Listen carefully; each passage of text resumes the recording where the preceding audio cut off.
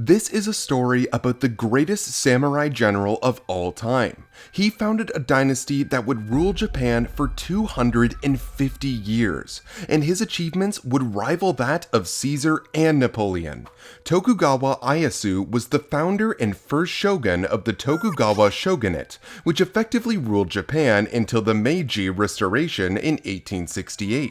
He was born in 1543 and had several different names, as per tradition for the time, but for simplicity, we'll refer to him as just Ieyasu.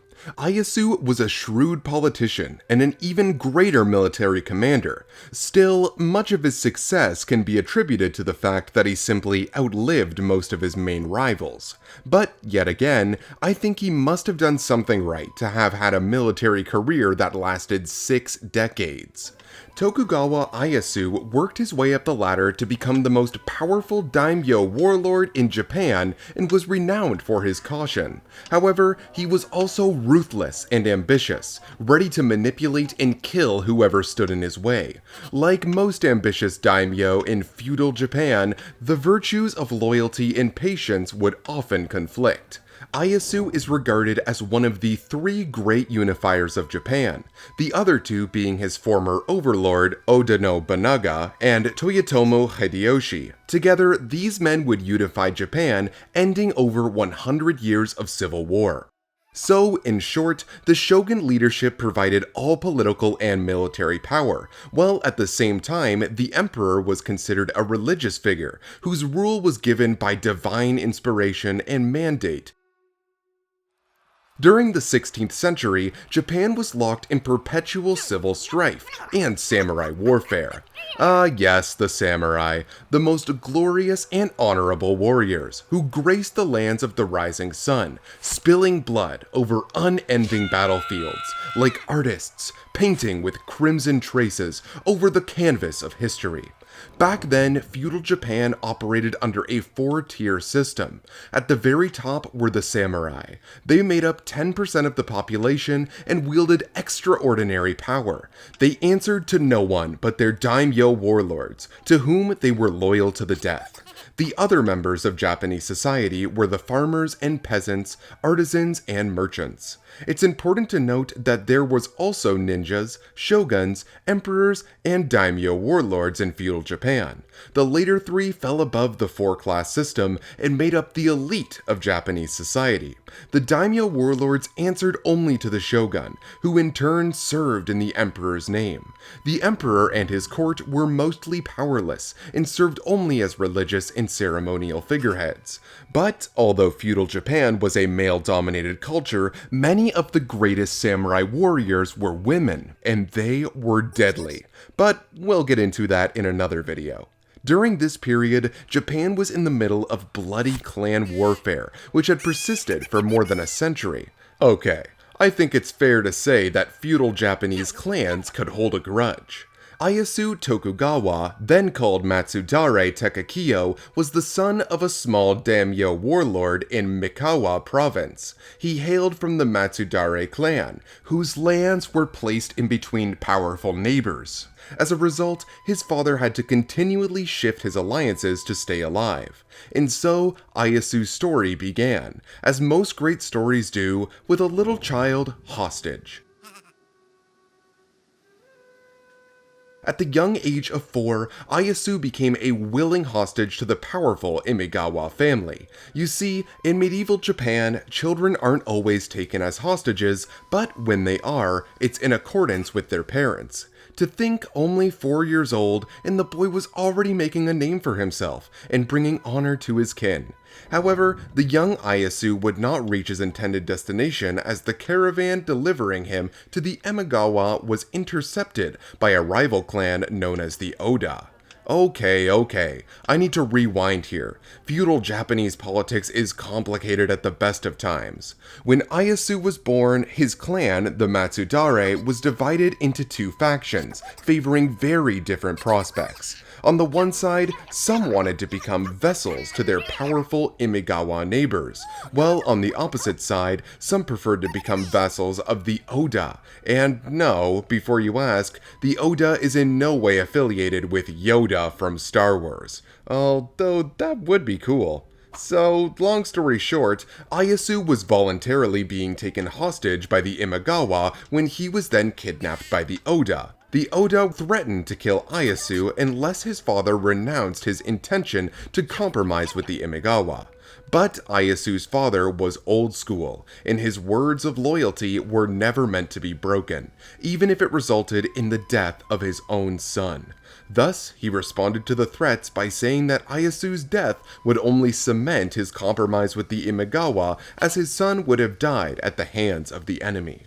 Although, to be fair, the men had already wittingly given his son away to servitude for precisely the same reasons. Loyalty was a recurring theme throughout Ieyasu's life and would come to define his destiny, as would another virtue of his: patience. Within 2 years of Ieyasu's captivity, both his father and the leader of the Oda clan would die. Both deaths would come as decisive blows against both the clans of the Matsudare and the Oda, leaving the former without leadership, and the latter in a significantly weakened state. This would be to the Imagawa's advantage, who were in a much more comfortable position, having their two rivals caught between a rock and a hard place.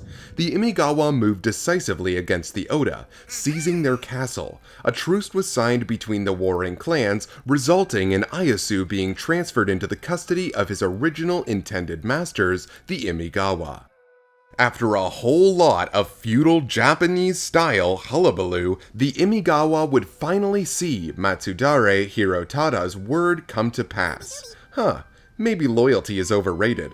Life at the Imagawa's castle gave the young Ieyasu much exposure to the finest arts of war, politics, and culture. At just 13, Ieyasu would gain the trust of the Imagawa, allowing him to briefly return home and receive homage from his family's vassals.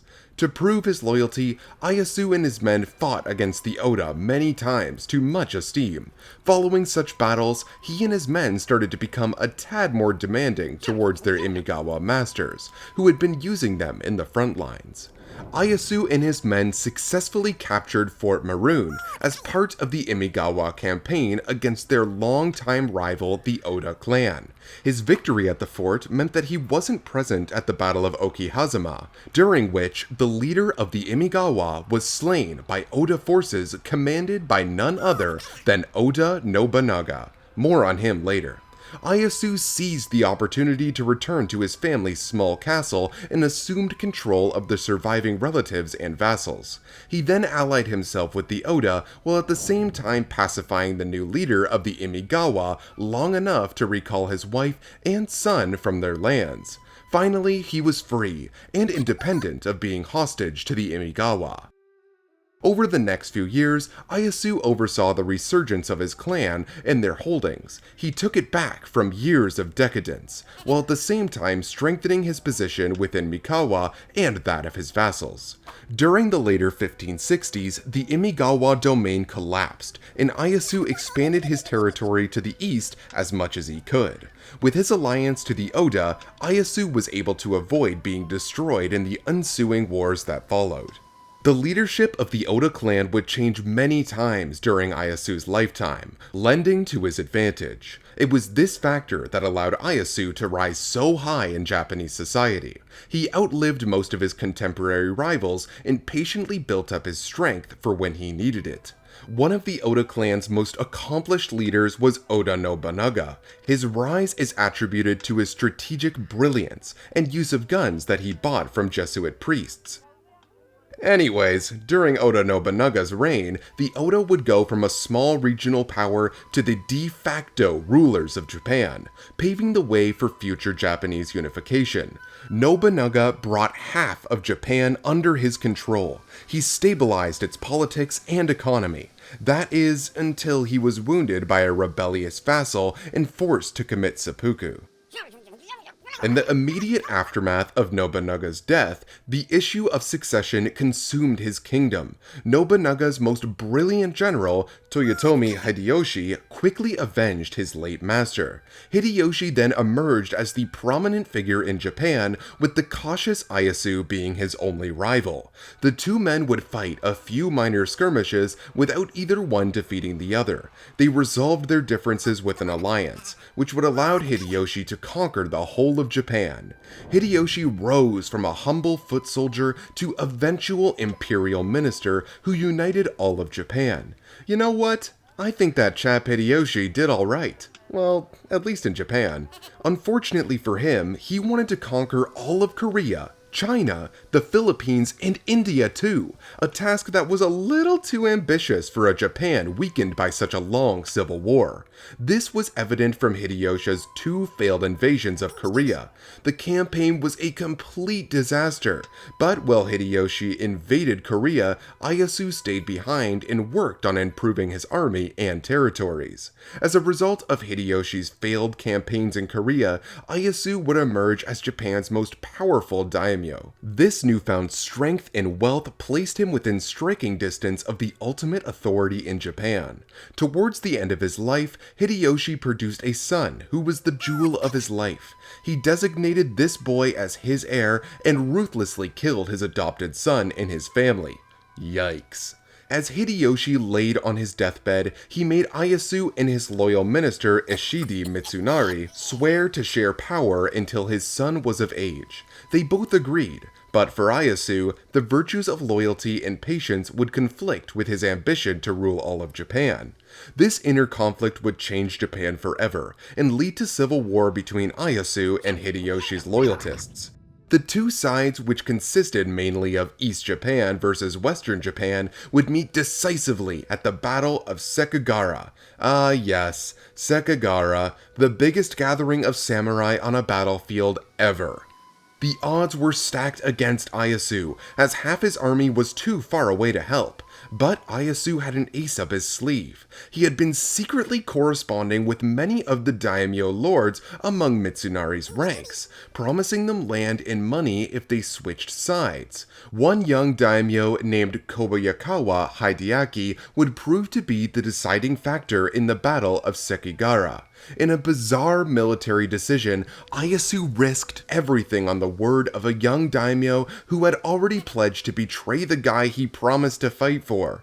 Hideaki was among many of the generals who had pledged to betray Mitsunari, but Ieyasu's forces were losing the battle. Obviously, no one wants to join the losing team at halftime. Also, it's not like Hideaki was a man of his word. So what would you do if you were losing the biggest battle of your life, and the guy who promised to fight for you is just standing there doing nothing? Why, you shell his army, of course. In another bold military decision that could have gone either way, Ieyasu ordered that blanks be fired on Hideaki's forces. Now, that's some big potato energy right there. Anyways, it worked. The barrage either scared or spurred Hideaki into action because he then ordered his men to assault Mitsunari's forces. This in turn encouraged the other generals who had pledged to betray Mitsunari to attack.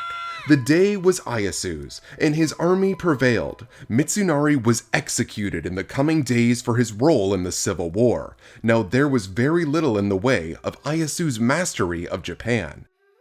Over the coming years, Ieyasu would reshuffle the daimyo lords throughout Japan in a move that would significantly weaken his rivals. However, there was still just one more issue. The son of Hideyoshi still posed a question to Ieyasu in the new rule of law he hoped to establish.